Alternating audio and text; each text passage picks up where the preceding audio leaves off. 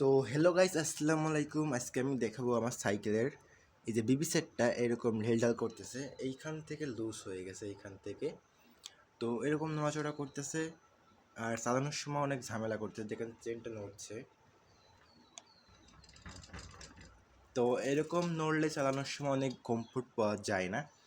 তো আজকে এটা মেরামত করে আপনাদের দেখাবো যে কীভাবে এটা মেরামত করতে হয়। তো এটা মেরামত করতে হলে এরকম একটা রড লাগবে, এরকম মাথা এরকম চুস্তো রাখবে।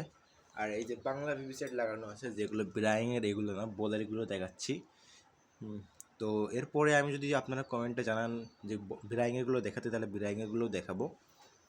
এরকম একটা রড লাগবে আর একটা এরকম হাতুড়ি লাগবে, তারপর আপনারা ঠিক করতে পারবেন। তো আশা করি বুঝতে পারছেন, এখন দেখাচ্ছি।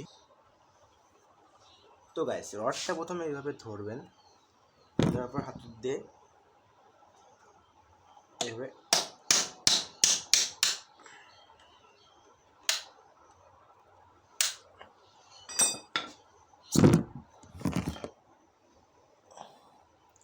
তো গাইস, ক্যামেরাটা সরে গিয়েছিল, হয়তো আবার দেখাচ্ছি।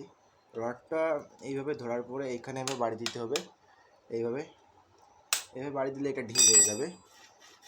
এটা ঢিল হয়ে গেলে দেখবেন এইখানে একটা আর এইখানে একটা নিচেরটাই একটা আছে, তো ওইটাই বাঁধিয়ে এইভাবে বাড়ি দিবেন। তো এইভাবে বাড়ি দিলে এইভাবে দেখবেন এবার নড়ে নাকি। বেশি টাইট হলে ঘুরতে চাইবে না, সেটাও আপনারা খেয়াল রাখবেন।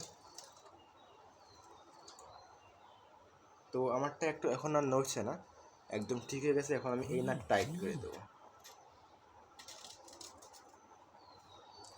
তো এইখানে আবার এই পাশে বাজাতে হবে, খুলতে হলে ওই পাশে বাজাতে হতো।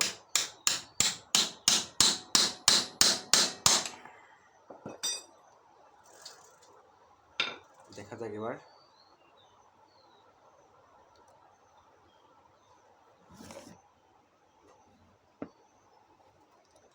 তো গাইস, আমি এখন এইভাবে, আপনারা হয়তো দেখতে পারেন না, ক্যামেরাটা সরে যাচ্ছে বারবার, এইভাবে বাড়ি মারে টাইট করতে হয়।